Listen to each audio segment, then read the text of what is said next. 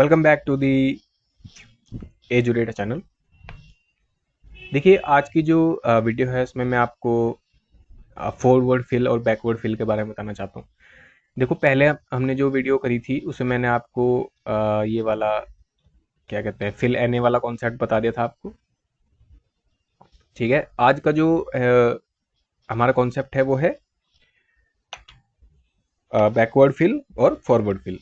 ठीक है, ये मैं अभी आपको जब एग्जांपल बताऊंगा मैं इसमें आपको अच्छे से समझ में आएगा। लेकिन देखिए ये कॉन्सेप्ट जरूरी क्यों है। मैंने आपको चीज़ें पढ़ाई थी, मीडियन निकालना, मोड निकालना। ठीक है, और जब जो एम्प्टी वैल्यूज होती है, जब हम वैल्यू फिल करते हैं तो उसमें मीडियन मोड को फिल किया जा सकता है। ठीक है, ये मैं अपनी पिछली वीडियोस में आप लोगों को बता के चला हूँ।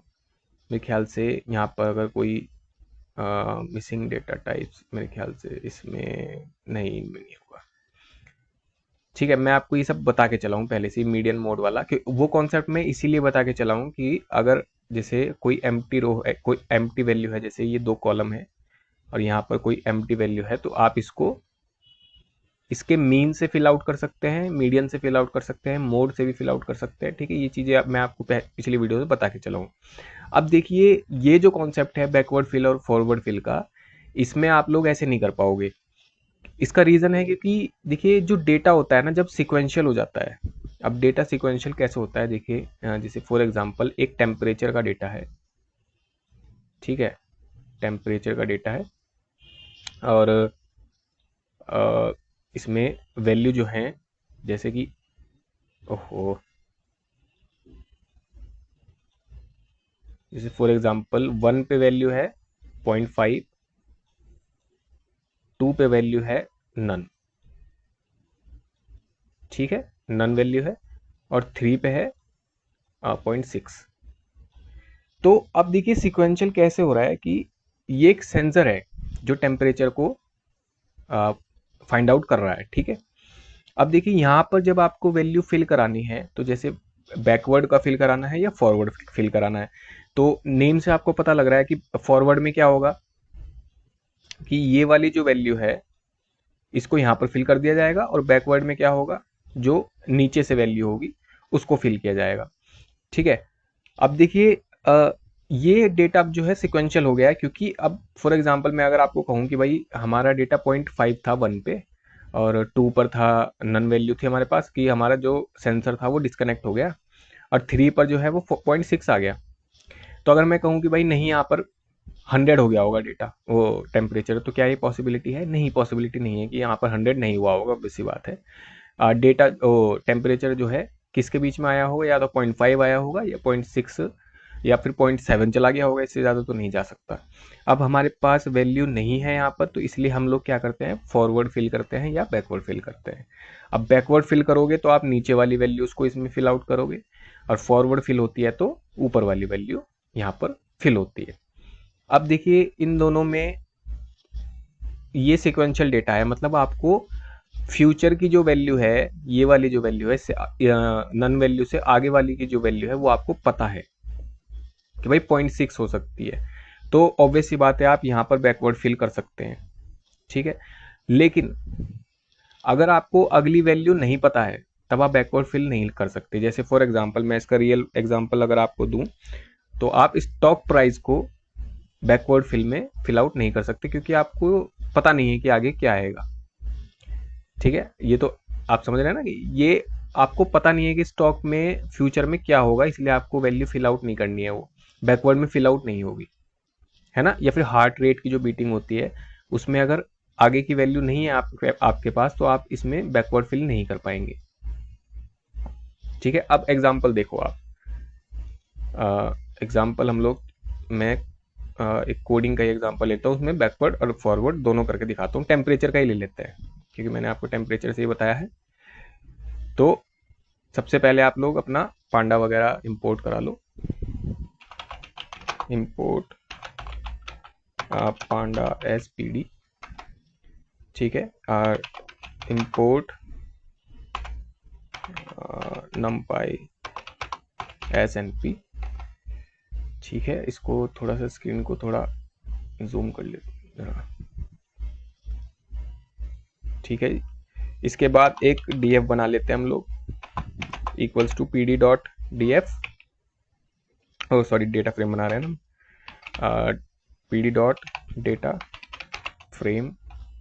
ठीक है, मैं डेटा फ्रेम यहाँ पर बना के ही दिखा रहा हूँ क्योंकि पिछली वीडियोज में मैंने नहीं बनाया है, तो शायद आप लोगों को थोड़ा समझ में भी आए कि डेटा फ्रेम कैसे बनाया जाता है।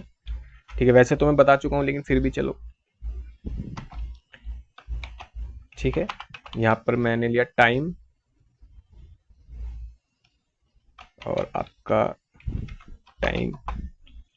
टाइम में वैल्यू फिल आउट कर देते हैं आप। टाइम में वैल्यू क्या फिल आउट करें, इसको टेम्प कर लेते हैं, टेम्परेचर है ना हमारे पास, टेम्परेचर में ऐसा करते हैं, मैं इमेजिनरी वैल्यू फिल कर रहा हूँ तो इसमें कुछ ये मत करना, नहीं हाँ ऐसा करते हैं, टाइम ले लेते हैं, ये हो गया आपके पास 10 बजे, ये हो गया आपके पास 10:01 पर, और फिर आ गया आपके पास 10:02 पर, और उसके बाद आ गया आपके पास 10:03 पर। ठीक है, ये वैल्यूज ले ली मैंने। अब एक काम करो, इससे अगले वाला कॉलम क्या ले लेंगे हम, टेम्परेचर, TEMP टेम्परेचर। ठीक है, इसको इसमें भी वैल्यू फिल आउट करो आप। अब मैं जैसे फिल आउट कर देता हूँ 28, फिर आगे 29, और ये तीसरी वाली वैल्यू को np डॉट नन। ठीक है, ये वैल्यू फिल आउट कर दी, और इसको ले लो 31। ठीक है, सीक्वेंस वैल्यू भी आपकी सीक्वेंशियल होगी 28, 29। ठीक है, अब देखो ये हो गया आपका डेटा फ्रेम प्रिंट df, आपका एरर दिखा रहा है अनएक्सपेक्टेड, हाँ अच्छा, pd डॉट डेटा फ्रेम, ठीक है, इसके बाद आपने चलाई इसमें एक काम करो, इसमें हाँ स्पेस दे देना ऊपर, ठीक है ना, तब आपको उसमें स्पेस आ रहा था ना, वो प्रॉब्लम दे रहा था। ठीक है, अब देखिए यहाँ पर टाइम आ गया आपके पास, टेम्परेचर आ गया। अब देखिए आपको कि जो ये नन वैल्यू है, यहाँ पर वैल्यू क्या आ रही है, सिक्वेंशियल आ रही है, 28 आ रही है, 29 आ रही है। अब ये एक नन वैल्यू आ गया, उसके बाद आ गया आपके पास 31। तो मैं अगर आपसे पूछूं तो आप वैल्यू क्या बताओगे, बेसिकली आप वैल्यू बताओगे या तो भाई वैल्यू आई होगी 30, है ना, या फिर 30, या फिर आ गई होगी दोबारा से 28, इससे ज़्यादा तो नहीं आई होगी। ऐसा तो नहीं कहोगे ना 100 आ गई होगी, 100 तो नहीं आएगी वैल्यू। ठीक है, तो अब यहाँ पर मुझे अगर फिल आउट करना है बैक फॉरवर्ड, तो मैं अगर फॉरवर्ड वैल्यू को फिल आउट करता हूँ तो आपका हो गया फॉरवर्ड फिल। ठीक है, और df डॉट, एक सेकेंड, कॉपी। ठीक है जी, अब मैंने कॉपी बना ली ना। ठीक है, अब देखो आप df डॉट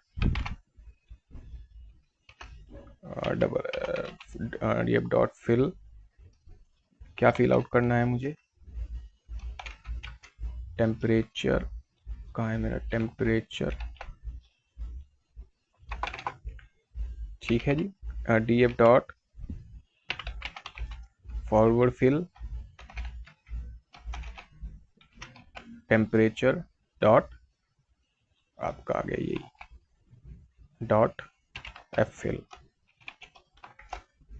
ठीक है, और इसको क्या, अब जो आपका ये है इसको प्रिंट करा लो। ठीक है, वैल्यू देखें आप, जो आपने फॉरवर्ड फिल कराई है उसमें वैल्यू क्या फिल आउट होके आ रही है, ये वाली वैल्यू फिल आउट होके आ रही है।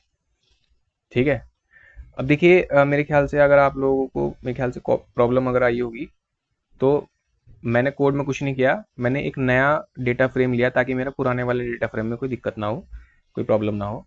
तो मैंने क्या करा, कॉपी बना ली एक df डॉट कॉपी, और इसी डेटा फ्रेम की पूरी कॉपी को मैंने किस में फिल आउट कर लिया है, df डॉट फिल में। ठीक है, अब उसके बाद मैंने उसी पे काम किया है, जैसे df डॉट फिल टेम्परेचर में मैंने को एडिट करना था, क्योंकि मुझे फॉरवर्ड फिल किस में करना है, टेम्परेचर में। तो df dot full fill temperature forward fill, ठीक है, उसी को मैंने प्रिंट करा लिया फॉरवर्ड फिल, इसमें कोई दिक्कत नहीं है। कॉपी बनाई पहले, सबसे पहले कॉपी बनाई, टेम्परेचर में ही मुझे फिल आउट करना था नन वैल्यू को, तो मैंने df डॉट फिल टेम्परेचर वाला कॉलम लिया और dot full fill, full fill कह रहा हूँ, मतलब फॉरवर्ड फिल, है ना। फॉरवर्ड फिल क्या मतलब, ऊपर जस्ट उससे पहली वाली वैल्यू को इसने फिल आउट कर दिया 29। अब यही मुझे बैकवर्ड फिल लेना होगा, तो मैं दोबारा एक बार आपको और करके दिखा देता हूँ। मैं अब इसमें क्या बना रहा हूँ, कॉपी अब बैकवर्ड फिल की, ठीक है।